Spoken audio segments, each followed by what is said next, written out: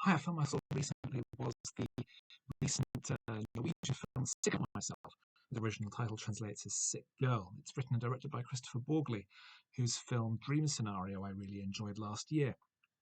And it's the story of a waitress whose boyfriend is a successful artist who creates pieces from stolen bits of furniture. She's desperate for attention herself and eventually comes up with a scheme when she discovers the existence of a Russian anti-anxiety medication, which as a side effect causes severe facial disfigurement. She starts to acquire this on the black market, take more and more of it, provoking an increasingly unpleasant-looking, deliberate facial disfigurement, and exploits this for sympathy and for fame. But as the time goes on and she becomes more and more dependent on this for her public profile, it starts to have increasingly dangerous consequences for her physically and emotionally. It's a very, very dark comedy. I really quite enjoyed it because the tone of it is so pitch black.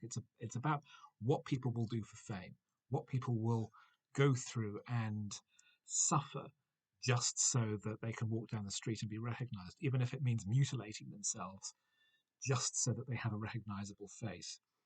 And I found it to be very astute and acerbic and accurate in, particularly in the age of social media, what people will do for that level of recognition and how shallow it ultimately is. There's really nothing beyond her own narcissistic desire to be recognized. And this character has no seemingly depth of understanding beyond that. She even happily sells out her boyfriend to the police, ultimately.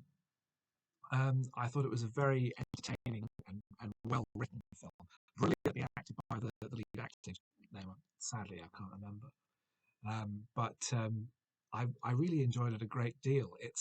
I found it surprisingly compelling over its running time, and the many permutations of the ideas that it presents, I thought show that Borgli is a genuine talent. The idea of examining the consequences of fame, or how fame can affect people who aren't equipped for it, I think is examined very well in Dream Scenario as well. There seems to be a running idea of ordinary people who find fame and recognition. And in Dream Scenario, it's about someone who achieves fame without literally by doing nothing.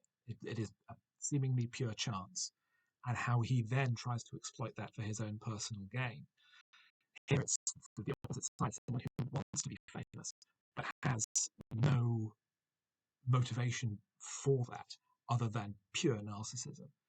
I really like this film, and as someone who can enjoy sort of much darker humour, I think, than most, perhaps it's very much an acquired taste, but as I say, I really liked it.